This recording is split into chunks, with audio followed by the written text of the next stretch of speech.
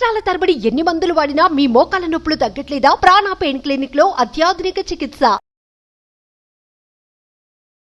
అమ్మ మామూలుగా ఒక మనిషి తీరు గురించి అంటే ఒక మనిషి శరీరం గురించి మాట్లాడుతున్నాం, ఫిజిక్ గురించి. అవును. అది కలరా, హైటా, లావా, సన్నమ్మ, మెల్లకన్నా, ఇవన్నీ ఒక మనిషి శరీరం గురించి మాట్లాడటం అనేది నిజంగా ఎంతవరకు కరెక్ట్ అంటారు? అంటే క్రిటిసైజ్ చేయడం అనేది కరెక్ట్ కాదు కదా, అది భగవంతుడు ఇచ్చినది. అంతే కదా అండి. ఏది కూడా ఏ తల్లి కూడా ప్రతి తల్లి బిడ్డను అందంగా అపురూపంగా ఉండాలి అనే కోరుకుంటూ ఉంటుంది పాపం కడుపుతో ఉన్నప్పటి నుంచి. దేవుడు ఏది ఇస్తే అది వాళ్ళు అదే accept చేయాలి. అంతే. అల్టిమేట్ గా బిడ్డ బయటకు వచ్చిన తర్వాత ఎవరి అంతే. చేతిలో ఏది విసిరేయలేరు కదా. వేయలేరు. కానీ బయట సమాజం దగ్గరికి వచ్చేసరికి బయట ఎప్పుడైతే సొసైటీలో అడుగు పెడతారో ఇవన్నీ చాలా ఫేస్ చేయాల్సి ఉంటుంది. అవునండి, మీరు అనింది కరెక్టే. కానీ ఇది వరకు లేదండి ఇలాంటిది. అంటే ఈ మధ్య నాకు తెలిసి ఈ మధ్య వెరీ రీసెంట్ గా ఇది ఒకటి కొత్తగా మొదలు పెట్టారు. అంటే రకరకాలు ఉన్నాయి. మనుషులు ఎలా బాధ పెట్టాలనేది చాలా చాలా బాణాలు చాలా మంది దగ్గర. ఇది కొత్త బాణం తీశారు. మనుషులను వాళ్ళ ఫిజిక్ చూసి మనం ఎలా అంటే వాడు బాధ పెడతాడు అనేది కొత్త విద్య నేర్చుకున్నారు అనమాట జనాలు. ఇవేంటి పొట్టిగా ఉంది, నల్లగా ఉంది, తెల్లగా ఉంది ఏంటి అని ఎవరు అనరు. ఎందుకంటే తెల్లది ఒక పెద్ద గ్రేడ్ అనమాట కదా. సో పొట్టిగా ఉంది, నల్లగా ఉంది ఏంటి, కుంటిగా నడుస్తుంది ఏంటి, దాని తర్వాత ఏమిటి నత్తి మాట్లాడుతుంది ఏంటి, మూతి వంకర ఉంది ఏంటి, ఇంకొకటి వంకరంగా ఉంది ఏంటి, ఇవన్నీ మాట్లాడడము నీకు రైట్ లేదండి. ఎవరిని క్రిటిసైజ్ చేయడానికి ఎవరికి హక్కు లేదండి. సో మనం కూడా ఏం చేయాలంటే, సపోజ్ నేను లావుగా ఉన్నానండి, మనం ధైర్యంగా మన ఫిజిక్ ఏదున్నా కూడా మనం యాక్సెప్ట్ చేయాలి. దేవుడిచ్చాడు మనకి. లావుగా ఉన్నంత మాత్రాన మంచి వాళ్ళు లేరా అండి? విజయాలు సాధించిన వాళ్ళు లేరా? లైఫ్లో సెటిల్ అయిన వాళ్ళు లేరా? నల్లగా ఉన్నంత మాత్రాన మన లతా మంగేష్కర్ గారు ది గ్రేట్ సింగర్, ఆవిడ చూడడానికి అందంగా ఉంటారా? కానీ ఆమెకున్నంత టాలెంట్ ఎవరికి ఉందండి? గాన కోకిల అని అంటారు. ఎందుకండి? ఆమె నువ్వు చూసి నువ్వు అందంగా లేవు, నువ్వేం పాడతావని వెనక పంపించలేదు కదా. సో ఏంటంటే ఈ ఆకారం అనేది మన మనిషికి ఉన్న టాలెంట్ దానికి దేనికి అడ్డు రాదండి. సో నీ టాలెంట్ నీదే, నీ ఆకారం నీదే. నువ్వు ఆకారంలో ఏదో ఇలా ఉన్నంత మాత్రాన నీ టాలెంట్ అనేది బయటికి రాకుండా ఉండదండి. సో ఎప్పుడు ఎవరిని అలా క్రిటిసైజ్ చేయడం మంచిది కాదు. మనం ఒకరిని అనే ముందు అసలు మనం ఎలా ఉన్నామో ఒకసారి చూసుకోవాలి. ఎప్పుడు ఎవరు ఏ విషయంలో కూడా పర్ఫెక్ట్ ఉండరండి. అంటే మెంటల్ గా కానీ ఫిజికల్ గా కానీ ఎవరు ప్రతి ఒక్కరిలో ఏదో ఒక మనం ఏదో విశ్వసుందరి ఐశ్వర్య రాయిలో కూడా చాలా ఉంటాయి. ఎన్ని మరమ్మతులు చేస్తే ఆ రూపంలో బయటకు వస్తుందో మీకు తెలియదు. ఎవరికి తెలియదు. ఎన్ని రిపేర్ల తర్వాతనే వస్తుంది బయటకు అలాగా. సో అందుకని ఎవరు పర్ఫెక్ట్ గా ఉండరండి. సో నల్లగా ఉన్నారని, తర్వాత ఏంటి తెల్లగా ఉన్నారని నేను ఇందాక చెప్పినట్టు తెల్లగా ఉన్నారని పాపం అది ఒక పెద్ద ప్లస్ పాయింట్ జనాలకి. ఆ తెల్లగా ఉన్న వాళ్ళలో నాకైతే నల్లగా ఉండే వాళ్ళే ఇష్టం.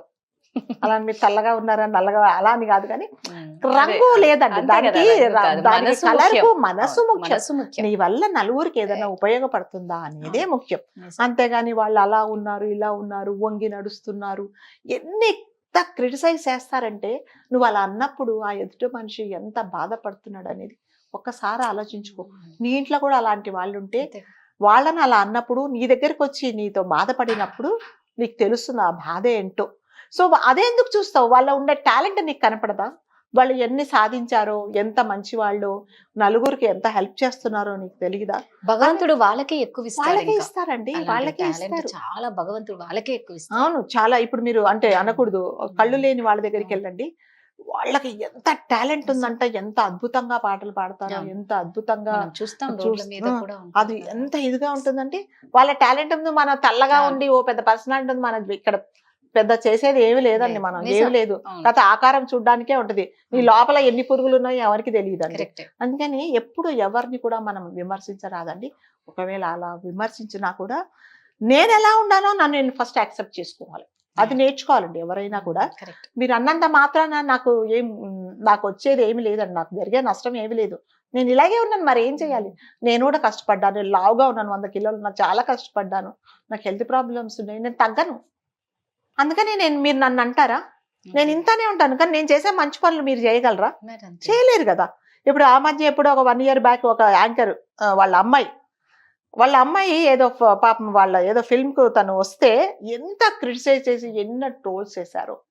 పేర్లు అవసరం లేదు కానీ మరి ఆమె అంటే నువ్వేంటి ఇంత అందంగా ఉన్నావు, నీ కూతురికి నేర్పించలేదా, నీ కూతుర్ని జిమ్కి పంపించవా, లేకపోతే నీ కూతుర్ని కొంచెం కలర్ వేసి తీసుకురావచ్చు కదా, ఇలాంటి మాటలు మాట్లాడండి. నీకేం హక్కు ఉంది ఆమెను అడగడానికి? నిజమే. సో తల్లి ఎలా ఉంటే పిల్లలు అలా ఉండాలనే రూల్ ఉందా?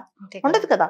తల్లి చక్కగా ఉండొచ్చు, అమ్మాయి కాస్త కలర్ తక్కువ ఉండొచ్చు, తల్లిలోని క్వాలిటీస్ ఆ అమ్మాయిలో ఉండొచ్చు, అంతేగాని అలా అనడం అనేది చాలా తప్పండి. ఇది అసలు దీనికి నాకు అనిపిస్తుంది, ఇలా మాట్లాడిన వాళ్ళందరినీ పోయి చంప అటు ఇటు వాయించాలన్నంత కోపం వస్తుంది. నోరు ఉంది కదా అనేది ఏదంటే అది మాట్లాడకూడదు, ఏది మాట్లాడకూడదు, సహజమైపోయింది. ఇప్పుడు జనాలకు అదొక దాన్నే ఒక వృత్తిగా తీసుకున్నారు.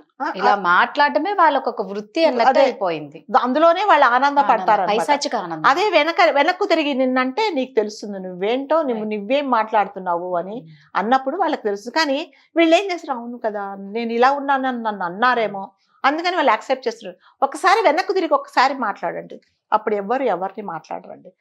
ఎప్పుడు కూడా అలా క్రిటిసైజ్ చేయడం అనేది చాలా తప్పండి. వాళ్ళు కొన్నిసార్లు ఆలోచించాలి, మనం ఇలా అంటున్నాం కదా వాళ్ళు ఏమైనా బాధపడుతున్నారేమో అనేది ఏం ఆలోచించారండి. ఇప్పుడు ఇదేదో నల్లగా ఉన్నాను తెల్లగా ఉండాలంటే పోయి షాపులో వెళ్ళి నేను తెల్లగా అవన్నీ ఒట్టిది పౌడర్ రాసుకో, ఫెయిర్ అండ్ లవ్లీ రాసుకో, ఇవన్నీ కాదండి. అది వచ్చే ఒరిజినల్ గా ఉండే స్కిన్ టోన్ అదే, నువ్వు దాన్ని యాక్సెప్ట్ చేయాలి. సో అదే యాక్సెప్ట్ చేయకుండా దాన్ని నువ్వు వాళ్ళేదో అన్నారని నువ్వు అలా చేసినప్పుడు ఏమవుతారంటండి, వాళ్ళు చాలా కుంగిపోతారండి. వాళ్ళ ఆత్మస్థైర్యం అనేది తగ్గిపోయి నేను ఇంతేనా, నేను నలుగురిలోకి వెళ్ళలేనా, నా పరిస్థితి ఇంతేనా అనేది వాళ్ళు ఆలోచించి వాళ్ళు చేయాల్సిన పనులు కూడా చేయలేరండి. సో నన్ను నిజంగా నేను ఇలా ఉన్నాను, నన్ను చూసి నలుగురు ఇలా అనుకుంటున్నారా, ఇంకా నేను బయటికి వెళ్ళకపోవడమే మంచిదని చాలామంది చాలా డౌన్ అయిపోయిన వాళ్ళు కూడా ఉన్నారు. సో ఎవరిని మరి ముఖ్యంగా బాడీ షేమింగ్ చేయడం అనేది చాలా తప్పండి. అది ఇప్పుడు పొట్టిగా ఉన్నావంటే వాడు పొడుగ్గాలేడు అవుతాడా, ఇంకా పొట్టిగానే పొట్టిగా పుట్టాడు. మొన్న 2 సంవత్సరాల కిందట ఒక సాఫ్ట్వేర్ ఇంజనీర్ అట్లాగే స్కూల్లో ఆఫీసులో అందరూ నువ్వు పొట్టిగా ఉన్నావంటే పోయి ఎక్కడో ఆపరేషన్ చేయించుకుంటే వాడేవాడ యూజ్లెస్ ఫెలో డాక్టర్ అనకూడదు కానీ నిన్ను పొడుగు చేస్తానని చెప్పేసి లాస్ట్కి అతను ఇప్పటికి మంచం మీద నుంచి లేవట్లేదండి. ఎందుకు అందరూ అలా విమర్శించబట్టే కదా తన జీవితాన్ని నాశనం చేసుకున్నాడు. ఏదో నువ్వు ఇన్ని ఇంచులు ఎవరు పెరుగుతారండి, ఎన్ని ఇంచులు ఎలా పెరుగుతారు చెప్పండి.